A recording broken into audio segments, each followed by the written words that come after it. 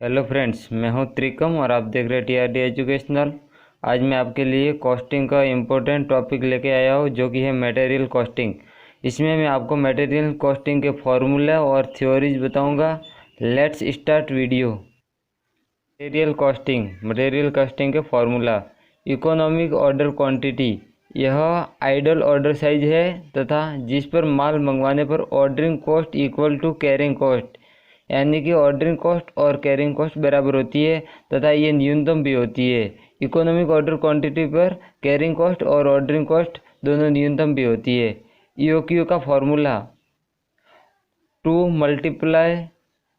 Multiple annual consumption multiple order cost per order upon carrying cost per unit per annum, या इसको अपन short में भी याद कर सकते हैं 2AO upon C।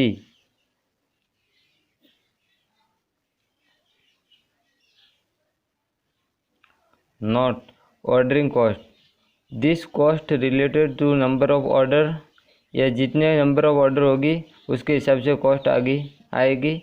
Number of order मोर, यानी कि नंबर ऑफ ऑर्डर की संख्या ज़्यादा होगी, then order cost is more या हाई होगी। जितने नंबर ऑफ ऑर्डर होगी उतनी उसके हिसाब से ज़्यादा या कम होती जाएगी। देखो, number of order is less than order cost is less, number of order more than order cost is more. Example, ये ऑर्डरिंग कॉस्ट कौन कौन सी होती है? तो पहला होता है tender invitation cost, preparation of purchase order cost, और ट्रांसपोर्टेशन कॉस्ट, और गुड्स इंस्पेक्शन कॉस्ट ETC। और टोटल ऑर्डरिंग कॉस्ट का फॉर्मूला है annual consumption upon EOQ multiple order cost per order. अब है कैरिंग कॉस्ट में this cost related to storage, यह storage से रिलेटेड होती है। If order size is less, यदि ऑर्डर साइज यानी कि माल मंगवाया गया उसकी साइज कम है या थोड़ी मात्रा में मंगवाया गया है, तो then carrying cost is less. तो इसको स्टोरेज करने के लिए स्टोरेज हाउस भी कम चाहिए, उसके लिए कम जगह चाहिए, तो उसका रेंट भी कम होगा। अगर if order size is more या big, then carrying cost is high. अगर माल ऑर्डर साइज ज़्यादा मंगवाया गया माल, तो उसको स्टोरेज करने के लिए ज़्यादा जगह भी चाहिए, तो ज़्यादा जगह के लिए बड़ा रूम चाहिए या बड़ा हॉल चाहिए जो स्टोरेज रूम चाहिए, तो उसका रेंट भी ज़्यादा होगा।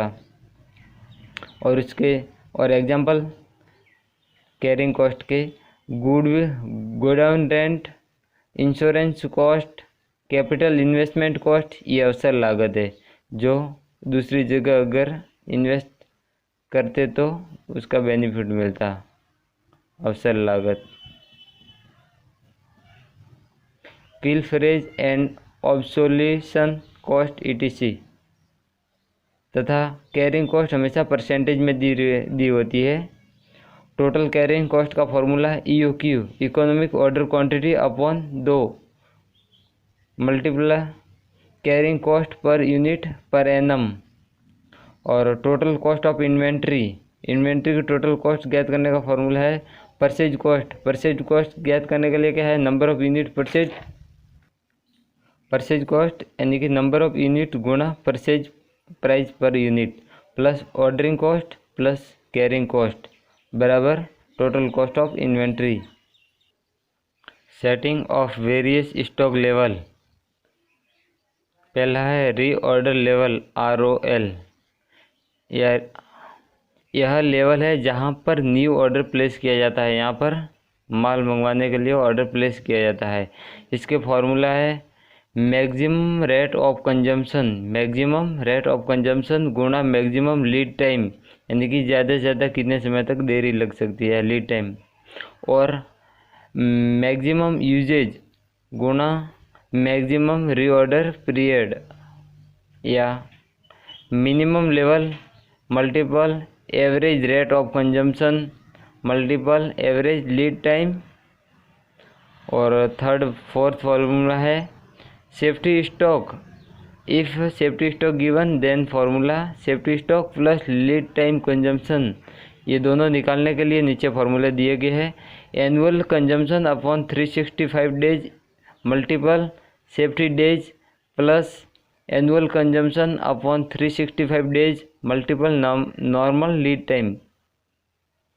और नॉट दे रखा है कि सेफ्टी डे कैसे निकाले, expected lead time minus normal lead time.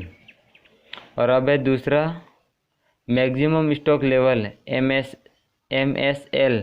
यह वह लेवल है जिससे ज़्यादा गुड्स स्टोरेज नहीं रखना चाहिए या अथवा अन्यथा स्टोरेज कॉस्ट या कैरिंग कॉस्ट ज़्यादा हो जाएगी या हाई हो जाएगी।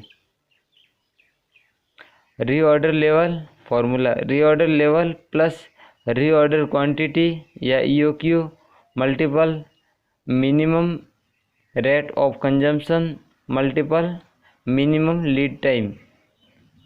Reorder level plus reorder quantity multiple minimum rate of consumption multiple minimum lead time. और EOQ या ROL रीऑर्डर लेवल या EOQ economic order quantity plus safety stock. Minimum stock level का फॉर्मूला है, यह वह लेवल है जिसमें कम माल नहीं होना चाहिए, और ऑर्डर प्लेस कर देना चाहिए ताकि स्टॉक प्राप्त हो जाए। इससे कम माल हो जाएगा तो आपको परचेज कॉस्ट यानी कि सेल की नुकसान हो सकता है। अगर आपके पास माल नहीं होगा और डिमांड ज़्यादा होगी तो सेल का नुकसान हो जाएगा। और इसका फॉर्मूला है reorder level minus rate of consumption average rate of consumption multiple average lead time, average rate of consumption multiple average lead time. और मैक्सिमम में क्या लिखा हुआ है, minimum rate of consumption multiple minimum lead time. ये difference है दोनों में। फोर्थ फार्मूला है danger stock level. Danger stock level यानी कि यह वह लेवल है जो मिनिमम स्टॉक लेवल से भी कम होता है तथा यहाँ पर स्टॉक यानी कि डेंजर लेवल पर हो जाता है। यहाँ पर यानी कि डिमांड ज़्यादा हो जाती है और सप्लाई कम हो जाती है क्योंकि माल अपने पास कम होता है। Per day consumption multiple emergency delivery period. Emergency delivery period वह पीरियड होता है जिसमें माल को आने में समय लग सकता है इमरजेंसी के टाइम में। और दूसरा पांचवा फार्मूला है average stock level. Average stock level तो आप जानते हैं, minimum stock level plus maximum stock level upon 2, minimum और मैक्सिमम का एवरेज। और इसका दूसरा फार्मूला भी है minimum stock level plus 1/2 of reorder quantity, 1/2 multiple reorder quantity. अब एक महत्वपूर्ण थ्योरी है जो कि इकोनॉमिक ऑर्डर क्वांटिटी के एजम्पशन के बारे में है। एजम्पशन यानी कि मान्यता है। इकोनॉमिक ऑर्डर क्वांटिटी निकालते समय क्या क्या मान्यताएं ली जाती है उसके बारे में आपको बताता हूँ। ये बहुत ही महत्वपूर्ण है तथा एग्जाम में पूछा जा सकता है और बहुत बार पूछ चुके हैं।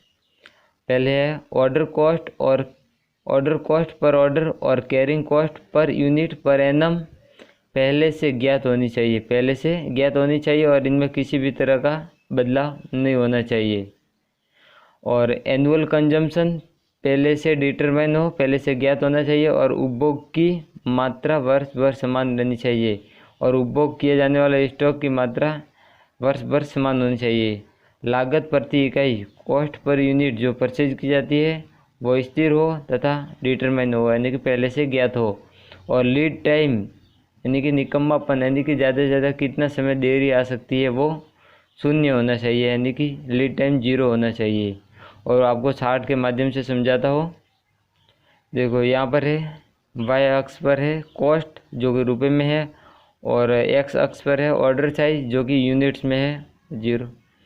ये ऑर्डर कॉस्टिंग है जो कि आप नंबर ऑफ ऑर्डर की संख्या जितनी ज़्यादा बढ़ाएगी उतनी ऑर्डरिंग कॉस्ट बढ़ती जाएगी। और उसी प्रकार आप जितनी ये स्टोरेज यानी कि ज़्यादा माल और आप यहाँ पर जितनी मात्रा यानी कि ऑर्डर साइज जितनी बढ़ाते जाएंगे आप कैरिंग कॉस्ट उतनी ही ज़्यादा होती जाएगी। और एक लेवल यहाँ पर आता है जहाँ पर दोनों समान होती है वो है EOQ इकोनॉमिक ऑर्डर क्वांटिटी यानी कि यहाँ पर कैरिंग कॉस्ट और ऑर्डरिंग कॉस्ट दोनों इक्वल होती है, समान होती है।